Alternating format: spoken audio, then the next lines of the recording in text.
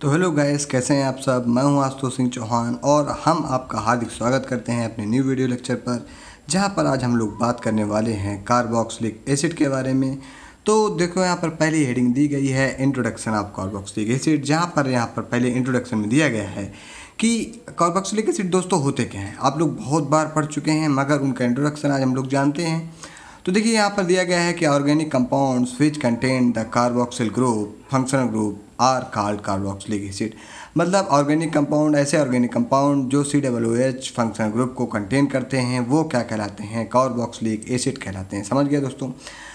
उसके बाद इसके अगर जनरल फार्मूला की हम लोग बात करते हैं तो यहाँ पर हम लोग पा रहे हैं RCOOH, या इस प्रकार को स्ट्रक्चर आपको मिल जाए, या RCOOH मिल जाए, या RCO2H मिल जाए, तो उसको हम लोग क्या कहते हैं? कार्बोक्सिलिक एसिड कहते हैं। जहाँ पर हम लोग ये जो R लिया हुआ है, यहाँ पर हम लोग H कर सकते हैं या कोई अदर एल्किल ग्रुप कर सकते हैं, चाहे CH3 कर लें, चाहे C2H5 कर लें, चाहे कुछ भी कर सकते हैं।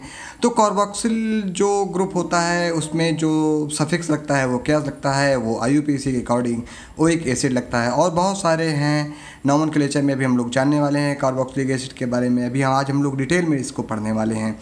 तो देखिए, कार्बोक्सिलिक एसिड जो है वो बना किससे है? तो वो बना है दो फंक्शनल ग्रुप को जोड़ने के बाद। तो इसमें है कार्बोनिल ग्रुप और हाइड्रोक्सिल ग्रुप। तो हाइड्रोक्सिल ग्रुप और कार्बोनिल ग्रुप को आपस में जोड़ा गया है तो क्या बना है? कार्बोक्सिल। देखिए, यहाँ पर कार्बोनिल ग्रुप है, यहाँ पर C डबल बॉन्ड O और अगल बगल सिंगल बॉन्ड है कार्बन के, तो इससे लिया गया है कार्ब। और हाइड्रोक्सिल के ये ऑक्सिल लिया गया है, ऑक्सिल यहाँ पर देखिए लिया गया है OH। यानी कार्बोनिल ग्रुप और हाइड्रोक्सिल ग्रुप का जब हम लोग कॉम्बिनेशन करते हैं तो वहाँ से कार और ऑक्सिल का एडिशन होता है, तो वहाँ पर बनता है कार्बोक्सिल। तो आप लोग यहाँ पर देख सकते हैं कार्बोनिल कंपाउंड का CO यहाँ पर आ गया है और OH यहाँ पर आ गया है हाइड्रोक्सिल ग्रुप का, तो ये बन गया है कार्बोक्सिलिक ग्रुप। अगर इनकी जो हम लोग क्लासिफिकेशन की बात करें तो ये मेनली 3 प्रकार से क्लासीफाई किए जाते हैं: monocarboxylic acid, dicarboxylic acid and tricarboxylic acid. तो देखिए, मोनोकार्बोक्सिलिक एसिड में क्या होने वाला है कि यहाँ पर मोनो मतलब एक और कार्बोक्सिलिक एसिड मतलब COOH ग्रुप होने वाला है। तो यहाँ पर एक COOH ग्रुप होगा, यहाँ पर 2 COOH ग्रुप होने वाले हैं और यहाँ पर 3 COOH ग्रुप होने वाले हैं। तो इसके आगे हम लोग इंट्रोडक्शन में और देखते हैं। तो देखिए, यहाँ पर लिखा हुआ है इंट्रोडक्शन में क्या लिखा हुआ है? Note the long chain monocarboxylic acid. मतलब यहाँ पर ये बताया गया है कि जो लंबे चेन मोनोकार्बोक्सिलिक एसिड हैं उनको हम लोग फैटी एसिड भी क्या कर लेते हैं, कह देते हैं, क्योंकि वो किससे बनते हैं? वो ऑब्टेन किए जाते हैं या हम लोग प्राप्त करते हैं उनको हाइड्रोलिसिस ऑफ एनिमल फैट और वेजिटेबल ऑयल्स। यानी हम लोग उनको फैटी एसिड क्यों कहते हैं? क्योंकि ये क्या होता है, ये हाइड्रोलाइसिस जब एनिमल फैट की जाती है तब हम लोगों को मिलता है, या वेजिटेबल ऑयल्स की हाइड्रोलिसिस के बाद हम लोगों को क्या मिलते हैं? मोनोकार्बोक्सिलिक एसिड मिलते हैं। इन्हीं को हम लोग फैटी एसिड भी क्या कहते हैं? तो देखिए, यहाँ पर हम लोगों ने बताया है कि एल्केन में कार्बोक्सिलिक एसिड ग्रुप का जब एडिशन करते हैं तो क्या बनता है? कार्बोक्सिलिक एसिड बनता है। तो देखो, यहाँ पर एल्केन में RH लिया गया है, COOH ग्रुप है इसका। तो इन दोनों को जब मिलाया गया तो H का यहाँ से क्या हुआ? सब्स्टिट्यूशन हुआ और COOH का यहाँ पर क्या हो रहा है? एडिशन हो रहा है। तो यहाँ पर जो ये बन रहा है RCOOH बन रहा है, जिसमें एल्केन प्लस ओइक एसिड, तो एल्केनोइक एसिड बन जाता है। अगर हम लोग यहाँ पर R की जगह CH3 CH2 रख लेते हैं, मतलब C2H5 रख लेते हैं, तो कुछ इस प्रकार से इसका नाम आता है। तो 1 2 3 कार्बन है तो प्रोप हो जाएगा 3 कार्बन के लिए। कार्बन के बीच में सभी जगह सिंगल बॉन्ड है तो एन हो जाएगा, और COOH का सफिक्स ओइक एसिड हो जाएगा, तो इसलिए इसका नाम हो जाने वाला है प्रोपियोनोइक एसिड। फिर यहाँ पर दिया गया है salts and esters of carboxylic acid are called carboxylate. मतलब जो कार्बोक्सिलिक एसिड के साल्ट्स हैं या ईस्टर हैं उनको हम लोग कार्बोक्सिलिक एसिड का कार्बोक्सिलेट कहते हैं। तो I hope introduction of carboxylic acid जो अपना पहला टॉपिक था वो आपको समझ में आ गया है। तो आइए हम लोग आते हैं अब दूसरे टॉपिक पे, तो जहाँ पर बात की गई है क्लासिफिकेशन ऑफ कार्बोक्सिलिक एसिड की मतलब यहाँ पर हम लोगों ने कार्बोक्सिलिक एसिड क्या किया है? क्लासिफिकेशन कर दिया है। तो हम लोग पहले ही जान चुके हैं मोनोकार्बोक्सिलिक एसिड में यहाँ पर क्या दिया गया है? Contain only 1 COOH group. मतलब यहाँ पर COOH ग्रुप जो है वो केवल एक कंटेन किया जाएगा। देखो, यहाँ पर एग्जांपल लिया गया है CH3 CH2 COOH मतलब प्रोपियोनिक एसिड, इसका ये एग्जांपल है। तो देखो, यहाँ पर हम लोग देख रहे हैं मोनो मतलब एक, कार्बोक्सिलिक एसिड मतलब COOH ग्रुप। तो देखो, यहाँ पर COOH ग्रुप क्या है? एक ही है, तो इसलिए हम लोग इसको क्या कहेंगे? मोनोकार्बोक्सिलिक एसिड कहते हैं। फिर आता है di carboxylic acid. Di carboxylic acid का मतलब क्या है, यहाँ पर 2COOH ग्रुप कंटेंस करेगा कोई पैरेंट रिंग। तो ये क्या करते हैं, ये सिमिलर केमिकल बिहेवियर शो करते हैं और रिएक्टिविटी भी शो करते हैं। कैसे, मोनोकार्बोक्सिलिक एसिड के तरीके, इन्हीं के तरीके सारी जो रिएक्शंस हैं, केमिकल नेचर है, रिएक्टिविटी है, वो इन्हीं के तरीके शो करते हैं। उसके बाद इनका जो यूज़ किया जाता है वो किसकी प्रिपरेशन में यूज़ किया जाता है, कोपॉलीमर्स की। अब कोपॉलीमर्स जैसे कुछ उनके एग्जांपल ले लेते हैं हम लोग, तो जैसे पॉलीएमाइड और पॉलीएस्टर्स इनके एग्जांपल हैं। अगर डाई कार्बोक्सिलिक एसिड के एग्जांपल की बात करें तो ऑक्सैलिक एसिड आ जाता है और मेलोनिक एसिड आ जाता है। तो आइए इनके स्ट्रक्चर की बात करते हैं। तो देखिए यहाँ पर कुछ इस प्रकार का स्ट्रक्चर बना है, इसको हम लोग ऑक्सैलिक एसिड कहते हैं, और कुछ इस प्रकार के स्ट्रक्चर को हम लोग मेलोनिक एसिड कहते हैं, और कुछ इस प्रकार के स्ट्रक्चर को हम लोग सक्सिनिक एसिड कहते हैं। तो आप इसको तुरंत क्या करना है, आपको तुरंत इसका स्क्रीनशॉट लेना है और इनके नामों को हम लोग डिटेल में जानते हैं कैसे। तो देखिए कार्बोक्सिलिक एसिड का कुछ स्ट्रक्चर गाइस इस प्रकार बना हुआ है। कुछ स्ट्रक्चर कार्बोक्सिलिक एसिड का इस प्रकार बना हुआ है। तो हम लोग देखते हैं जितनी जगह इस प्रकार से जहाँ जहाँ OH है वहाँ तो कुछ नहीं जुड़ने वाला है, क्योंकि हम लोग जानते हैं ये OH हो गया और इससे C डबल बॉन्ड O और ये C डबल बॉन्ड O और ये OH होने वाला है। तो ये जो ऑक्सैलिक एसिड का चित्र कुछ इस तरीके बना था जिस पे आप कंफ्यूज हो रहे थे, वो उसका खुला हुआ स्ट्रक्चर कुछ इस तरीके का है। अगर हम लोग मेलोनिक एसिड की बात करते हैं तो मेलोनिक एसिड में हम लोग पा रहे हैं, क्या पा रहे हैं गाइस, हम लोग पा रहे हैं कुछ इस प्रकार का स्ट्रक्चर। तो देखो कुछ नहीं करना है, ये OH है, हमने OH किया, सिंगल बॉन्ड किया, यहाँ पर हम लोगों ने कार्बन माना, डबल बॉन्ड कर दिया, फिर सिंगल बॉन्ड, फिर यहाँ पर कुछ नहीं तो ये डॉट बना लो, यहाँ पर क्या कर लो CH2 कर लो, फिर यहाँ इसके बाद फिर ये यहाँ पर एक डॉट, तो फिर यहाँ पर C डबल बॉन्ड O और ये क्या हो गया, OH हो गया कि नहीं हो गया। अब देखो एक कार्बोक्सिलिक एसिड यहाँ पर है और एक कार्बोक्सिलिक एसिड यहाँ पर है, बीच में क्या है, एक है। तो गिनती करो 1 2 3 नंबरिंग हो जाएगी, तो क्या हो जाएगा 3 मतलब प्रो प्लस सारे सिंगल बॉन्ड तो एन और प्लस कहाँ पर है 1,3 तो 1,3 डाई ओइक एसिड इसका नाम आने वाला है। तो आप लोग इसका नाम देख सकते हैं, क्या हो जाएगा इसका नाम, प्रोपेन और 1,3 डाई ओइक एसिड इसका नाम हो जाएगा। तो मतलब हमारा मकसद ये था कि आपको सभी चीज़ें आनी चाहिए। तो ऑक्सैलिक एसिड का ये स्ट्रक्चर है, आप इसको इस तरीके से बना सकते हैं। ये मेलोनिक एसिड का स्ट्रक्चर है, तो मतलब आपको सभी चीज़ें आनी चाहिए, एग्ज़ाम में खुल के आपको शो करना है, तभी आपको वहाँ पर केमिस्ट्री में ज़्यादा नंबर मिलने वाले हैं।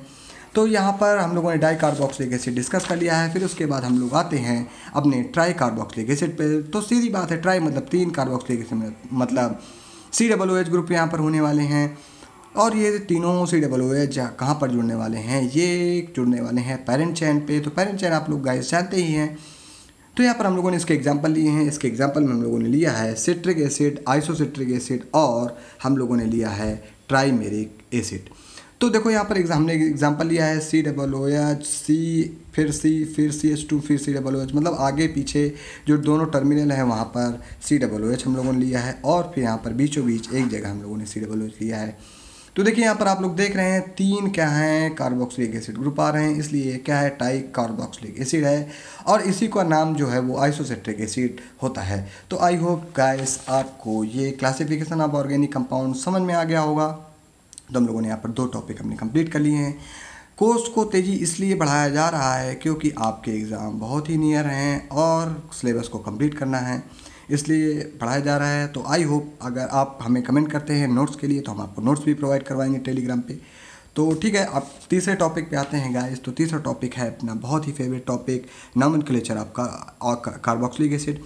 तो यहाँ पर हम लोगों ने कार्बोक्सिलिक एसिड का नामकरण किया है। तो सबसे पहले हम लोगों को ये जानना चाहिए कि यहाँ पर जो नॉमेनक्लेचर है वो कई प्रकार से हो रहा है। तो किन किन प्रकार से नॉमेनक्लेचर हो रहा है उनके बारे में जानते हैं। तो उससे पहले हम लोगों को जानना है कि ये जो COOH है उसके साथ जितने भी कार्बन जुड़े हुए होते हैं, तो वहाँ पर देखो alpha, beta, gamma and delta, मतलब COOH के बाद जो पहला कार्बन होगा उसको हम लोग अल्फ़ा से डिनोट करेंगे, जो दूसरा कार्बन होगा उसको हम लोग बीटा से, तीसरे वाले को गामा से और चौथे वाले को डेल्टा से डिनोट करने वाले हैं। तो यहाँ पर ये कार्बोक्सिलिक एसिड का ग्रुप दिया गया है। तो आइए अब हम लोग जानते हैं इसको ध्यान से। तो देखो यहाँ पर लिखा गया है, हालांकि ये ज़्यादा जगह काम नहीं कर रहा है, मगर फिर भी जब आपकी बुक में लिखा है तो हम आपको बता दे रहे हैं कि जो यहाँ पर प्रोपेन में जैसे मान लीजिए लास्ट में ई आता है, तो उसकी जो ई है एंडिंग वाली उसको हटा करके वहाँ पर हम लोग पेरेंट चेन में रिप्लेस करके एनोइक एसिड कर देंगे। मगर ये केवल प्रोपेनोइक एसिड में वर्क कर रहा है, कॉमन नेम में और जगह वर्क नहीं कर रहा है, तो इसलिए इस पॉइंट को हम लोग ज़्यादा गौर से नहीं देखने वाले हैं। फिर उसके बाद IUPAC नेम यहाँ पर दिया गया है। तो IUPAC नेम में यहाँ पर बताया गया है, देखिए यहाँ पर दिया गया है COOH CH2 CH2 CH2 CH3, या आप इसको ऐसे पढ़ सकते हैं CH3 CH2 CH2 CH2 COOH। तो जो नंबरिंग शुरू होगी गाइस, तो नंबरिंग शुरू होगी IUPAC में, जहाँ पर कार्बन का फर्स्ट एटम मिलेगा, चाहे वो फंक्शनल ग्रुप ही क्यों ना हो, क्योंकि यहाँ पर फंक्शनल ग्रुप पे भी कार्बन एटम है। इसलिए हम लोग यहाँ पर 1 2 3 4 5 जो नंबरिंग इस प्रकार शुरू करेंगे। अब इसका नंबरिंग में देखो 5 कार्बन है तो पेंट हो जाएगा, तो हो गया कार्बन कार्बन भी में सारे में सिंगल बॉन्ड है तो एन हो गया। फिर उसके बाद COOH ग्रुप है तो ओइक एसिड हो गया, तो इसका नाम फाइनली क्या आने वाला है, पेंटेनोइक एसिड। तो IUPAC आप लोग बहुत बार पढ़ चुके हैं, हमारे फर्स्ट जो लेक्चर हैं जो यूनिट 1 के, आप वहाँ से हमारी IUPAC को सीख सकते हैं। तो उसके आगे जो 4-5 नाम और हैं नॉमेनक्लेचर में, उनको हम लोग जानते हैं। तो हम लोग पढ़ रहे हैं नॉमेनक्लेचर ऑफ कार्बोक्सिलिक एसिड। तो IUPAC नेम हम लोग पढ़ चुके हैं। अब हम लोग आते हैं कॉमन नेम पे। तो कॉमन नेम में क्या बताया गया है, कॉमन नेम में बताया गया है यही ब्यूटेनोइक एसिड जो होता है, जिसको हम लोग IUPAC में ब्यूटेनोइक एसिड कहते हैं, उसको हम लोग ब्यूटेरिक एसिड करते हैं। तो मतलब यहाँ पर दिया गया है कि कुछ अलग से नाम दिए गए हैं और वो नाम इस प्रकार दिए गए हैं जहाँ से उनका ओरिजिन है।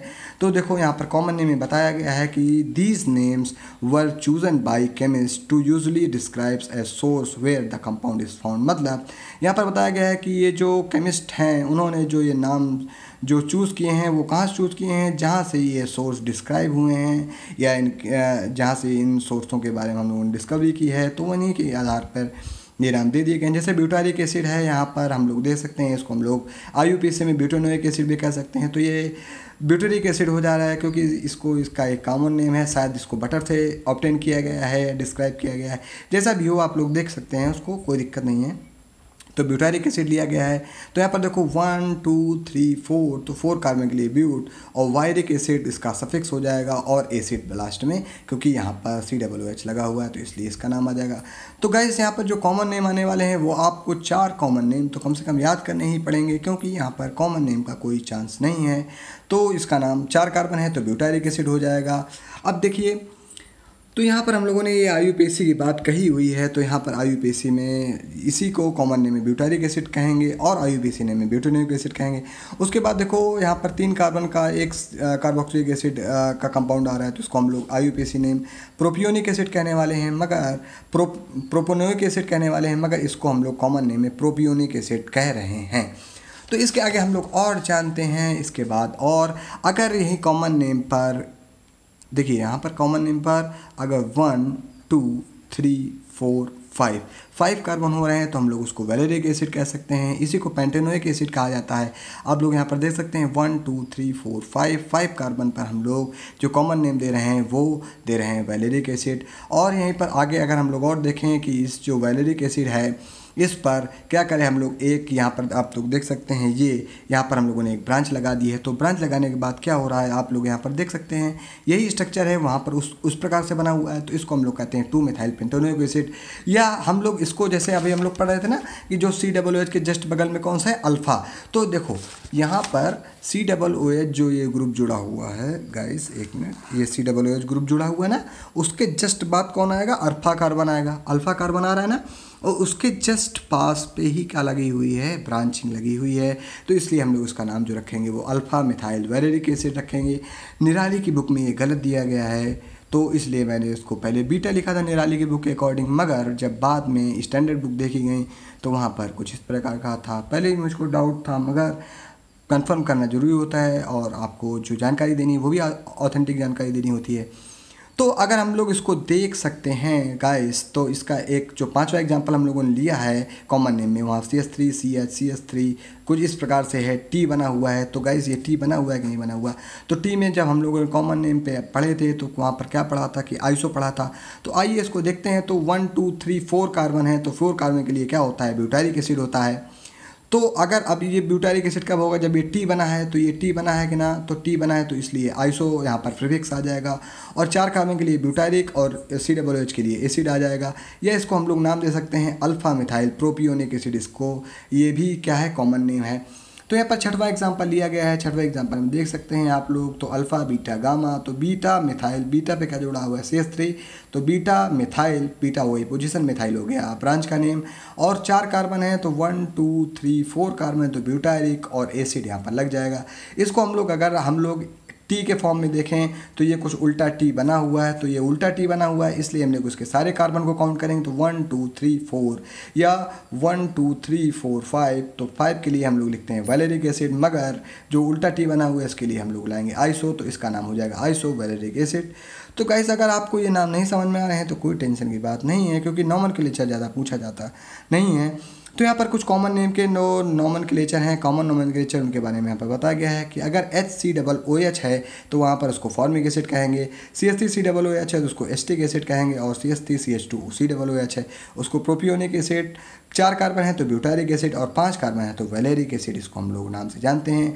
तो आई होप आपको ये कॉमन सिस्टम और IUPAC सिस्टम समझ में आ गया है। तो अगर आप चाहें तो यही 2 कर सकते हैं, मगर इसके बाद भी आपकी बुक में और भी कई सारे दिए गए हैं, तो उनके बारे में भी जानते हैं। तो देखिए आपकी बुक में दिया गया है तीसरा डिराइव्ड सिस्टम। तो डिराइव्ड सिस्टम में हम लोग क्या करते हैं कि यहाँ पर बताया गया है some carboxylic acid may be named as substituted acetic acid, मतलब कुछ कार्बोक्सिलिक एसिड हैं उनको हम लोग सब्स्टिट्यूटेड एस्टिक एसिड की तरीके वर्क करते हैं। सब्स्टिट्यूटेड एस्टिक एसिड का मतलब क्या है गाइस कि वहाँ से जो हाइड्रोजन है उनको सब्स्टिट्यूट किया गया है और उनके ऊपर हम लोगों ने कोई भी एल्किल ग्रुप का एडिशन किया है, तो वहीं पर क्या हो जा रहा है एस्टिक एसिड का सब्स्टिट्यूशन हो रहा है, और वहाँ पर कोई दूसरे हाइड्रोजन की जगह कोई दूसरे ग्रुप जुड़ रहे हैं जो एल्किल ग्रुप हैं। तो देखो गाइस यहाँ पर पहला जो नाम दिया गया है CH3 का होल थ्राइस CCOOH, तो इसको हम लोग देखो यहाँ पर 3 क्या है मिथाइल ग्रुप है ना, तो इसको हम लोगों ने नाम दिया है ट्राई मिथाइल, और 1 कार्बन 2 कार्बन 2 कार्बन के लिए एस्टिक एसिड हम लोग इसका जो कॉमन नेम है वो ही जानते हैं, तो इसको हम लोगों ने लिख दिया है ट्राई मिथाइल एस्टिक एसिड। तो यहाँ पर हम लोगों ने इसका स्ट्रक्चर कुछ खोल के बनाया हुआ है, तो CCOOH और इससे CH3 तो गाइस आप लोग जानते हैं यहाँ पर तब तीनों जगह क्या था हाइड्रोजन जुड़ा हुआ था, तो वो हाइड्रोजन रिमूव करके हम लोगों ने CH3 लगाया है, तो CH3 को कहते हैं मेथिल और CCOOH को कहते हैं एस्टिक एसिड। तो इसका जो नाम हो जाएगा कितने CH3 1 2 3, तो यानी ट्राई मतलब 3 और मेथिल मतलब मिथाइल, तो ट्राई मिथाइल एस्टिक एसिड इसका नाम आ जा रहा है। अब अगर आगे हम लोग और बात करते हैं तो ये देखो ये भी एस्टिक एसिड है। देखो गाइस यहाँ पर क्या है कि आपने कहा कि CCOOH यहाँ पर क्या हो गया एस्टिक एसिड हो गया, हाँ क्यों नहीं होगा, एसिटिक एसिड हो गया। देखो इसलिए जो कार्बन है इसके बगल वाला, इसकी जो वैलेंसी वो हमको सेटिस्फाई करनी है, हमको ये जो कार्बन है इसकी 4 वैलेंसी हमको फाउंड करनी है, तो हम लोग इसको एस्टिक एसिड मान लेते हैं, ठीक है। तो देखो यहाँ पर ये चारों तरफ वैलेंसी सेटिस्फाई हो रही है ना, तो ये क्या है, ये एस्टिक एसिड हो गया पेरेंट, और ये सारी क्या हो गई ब्रांचेस हो गई, तो क्या हो गया ट्राई मिथाइल एस्टिक एसिड इसका नाम हो गया। अब यहाँ पर देखते हैं तो देखो फेनिल इसकी क्या हो गई ब्रांच हो गई, और ये वर्ड रूट क्या हो गया इसका एस्टिक एसिड हो गया, तो इसको हम लोग क्या कहेंगे फेनिल एस्टिक एसिड इसका नाम कहेंगे। अब जो चौथा नंबर, तो देखो यहाँ पर तीसरा नॉमेनक्लेचर हो गया है डिराइव्ड सिस्टम से, तो जब चौथा नॉमेनक्लेचर क्या है गाइस, चौथे नॉमेनक्लेचर में हम लोग कार्बोक्सिलिक ग्रुप्स को ही नॉमेनक्लेचर में रख दे रहे हैं। तो कार्बोक्सिलिक एसिड में क्या करना है, अरे यार ये जो चैन है ना, और ये COOH है तो COOH को कार्बोक्सिलिक एसिड कहेंगे, और ये जो चैन है इस चैन को क्या है IUPAC नाम पढ़े होगे तो साइक्लोपेंटेन इसको कहते हैं ना, तो ये क्या नाम आ गया साइक्लोपेंटेन कार्बोक्सिलिक एसिड, सबको मिला के रख देना है। तो इसी तरीके देखो यहाँ पर है, तो यहाँ पर COOH जुड़ा हुआ है, तो काउंटिंग यहाँ शुरू होगी यहाँ से, तो 1 2, तो 2 नंबर पे क्या है ब्रोमो, तो पोजीशन 2 हो गई, ब्रोमो हो गया 2 ब्रोमो, और ये क्या है पूरा साइकिल स्ट्रक्चर है, तो साइक्लो और कितने कार्बन 1 2 3 4 5 6 कार्बन। देखो यहाँ पर सारे मैं डॉट लगा दे रहा हूँ सीधी यार बात है, क्योंकि आप लोग इसमें कंफ्यूज हो जाएंगे। तो देखो यहाँ पर 6 डॉट है ना, तो 6 डॉट का मतलब साइकिल बनी हुई है, साइकिल के बाद 6 डॉट है मतलब 6 कार्बन है, तो हेक्स सारे सिंगल बॉन्ड, तो हेन तो मतलब 2 ब्रोमो साइक्लो हेक्सेन और COOH तो कार्बोक्सिलिक एसिड। तो ये देखो नेमिंग ऑफ कार्बोक्सिलिक ग्रुप के हिसाब से भी आप लोग इसको समझ सकते हो। फिर अब क्या है नेमिंग ऑफ कार्बोक्सिलेट्स की नेमिंग है, तो कार्बोक्सिलेट में हम लोग क्या करते हैं गाइस, हम लोग O8 लगा देते हैं। तो देखो यहाँ पर लिखा गया है CH3COONA, तो यहाँ पर देखो CH3COO H होना चाहिए, तो यहाँ H रिप्लेस होकर के Na लग गया है, तो ये क्या बन गया है, कार्बोक्सिलेट बन गया है, या हम लोग इसको कह सकते हैं कार्बोक्सिलिक एसिड का साल्ट बन गया है। तो इसका जो नाम हो जाएगा, देखो सोडियम कैसा है, मेटल है, तो मेटल हमेशा क्या होता है, आगे होता है, तो सोडियम का नाम आगे आ जाएगा सोडियम। और कितने कार्बन, 2 कार्बन, तो H, सारे में सिंगल बॉन्ड तो N, और लास्ट में क्या जोड़ेंगे, O8 जोड़ देंगे, क्योंकि यहाँ पर नेमिंग ऑफ कार्बोक्सिलेट में हम लोग जो लास्ट में सफिक्स यूज़ करते हैं वो 8 यूज़ करते हैं, तो इसका भी नाम क्या हो जाएगा, सोडियम एथेनोएट, या इसको हम लोग सोडियम एसीटेट भी कह सकते हैं, क्योंकि 8 लास्ट में जुड़ता है। O8 जोड़ दो या 8 जोड़ दो, बात एक ही है, तो सोडियम एसीटेट इसका नाम हो जाने वाला है गाइस। फिर छठवां नेम है कि यहाँ पर कार्बोक्सिलिक एसिड को अगर फंक्शनल ग्रुप कंटेन किए हैं तो हम लोग कैसे उसको डिनोट करने वाले हैं, तो अगर फंक्शनल ग्रुप कंटेन किए हैं एक से अधिक, तो वहाँ पर हम लोग जो कम रिएक्टिविटी का या कम एसिडिक नेचर होगा या कम उसकी रिएक्टिविटी होगी, उसको हम लोग क्या करेंगे, उसको हम लोग रख देंगे प्रीफिक्स में। तो यहाँ पर देखो OH की जो प्योरिटी है वो कम है, तो इसलिए हम लोगों ने इसको 3 हाइड्रोक्सी पेंटेनोइक एसिड कर दिया है, तो इसलिए इसका नाम कुछ इस प्रकार से आ गया है। तो अब देखो छठवें को आप लोग समझ गए होंगे, 3 हाइड्रोक्सी मतलब तीसरी पोजीशन पे हाइड्रोक्सी है, क्योंकि ये प्रीफिक्स हो गया है। क्यों प्रीफिक्स हो गया, क्योंकि यहाँ पर COOH ग्रुप आ रहा है, इसलिए प्रीफिक्स हो गया है। और इसके बाद हम लोगों ने कितने कार्बन है, 5 कार्बन है, तो पेंट, और सारे में सिंगल बॉन्ड तो N, और COOH तो एक एसिड, तो इसका अगर हम लोग नाम देखें तो 3 हाइड्रोक्सी पेंटेनोइक एसिड इसका नाम आ जा रहा है। अब जो 7वां नॉमेनक्लेचर है गाइस, तो उसमें क्या है, डाई कार्बोक्सिलिक एसिड का नॉमेनक्लेचर है। तो यहाँ पर आप लोग देख सकते हैं 1 2 3 4 मैंने डॉट कर दिए हैं कार्बन्स पे, तो कितने कार्बन, 1 2 3 4 कार्बन इंक्लूडिंग COOH, तो यहाँ पर कितने COOH हैं, 2, क्योंकि यहाँ पर डाई कार्बोक्सिलिक एसिड के बारे में हम लोग बात करने वाले हैं। तो 2 से 3OH है, तो ये क्या हो जाएंगे, डाईओइक एसिड, और कितने कार्बन, तो ब्यूट, और सारे सिंगल बॉन्ड तो N, तो ब्यूटेन डाईओइक एसिड, या इसको हम लोग ब्यूटेन डाईओइक एसिड पूरा मिला के लिख सकते हैं, या हम लोग इसकी नंबरिंग शुरू करेंगे तो 1 2 3 4, तो कहाँ कहाँ पर ओइक एसिड जुड़ा हुआ है, 1,4 पे, तो ब्यूटेन 1,4, और डाई मतलब 2 ओइक एसिड है, मतलब COOH ग्रुप कितने हैं यहाँ पर, 2 हैं। तो आई होप आपको ये समझ में आ गया होगा। तो गाइस इसके लास्ट में, अब देखो टाइम ज़्यादा हो गया है इस वीडियो का, तो बहुत सारे लोग पूरा वीडियो नहीं देखते हैं, तो इसलिए हम लोग acidity of carboxylic acid guys बहुत ही अच्छे तरीके से पढ़ने वाले हैं, बहुत ही डिटेल डिस्क्रिप्शन अगर मान लीजिए बड़े में आता है, तो आप लोग देख सकते हैं कि हम लोगों ने यहाँ पर कितने अच्छे नोट्स प्रिपेयर किए हैं कार्बोक्सिलिक एसिड के। तो आपको इस वीडियो के बाद अगला वीडियो हम तुरंत डालेंगे 3-4 घंटे के बाद, तो आपको सपोर्ट करना है। देखिए अगर आपको हमारा कंटेंट अच्छा लग रहा है तो आपको सपोर्ट करना है, लाइक करना है, शेयर करना है और सब्सक्राइब करना है, और बेल आइकन को ऑल पर प्रेस करना है, और अपने सभी दोस्तों के साथ शेयर करना है, और हमें कमेंट के माध्यम से अपनी राय भी देनी है। तो बहुत बहुत धन्यवाद, आपका हार्दिक आभार, आपने जो हमारे लिए इतना इम्पोर्टेंट समय दिया, धन्यवाद।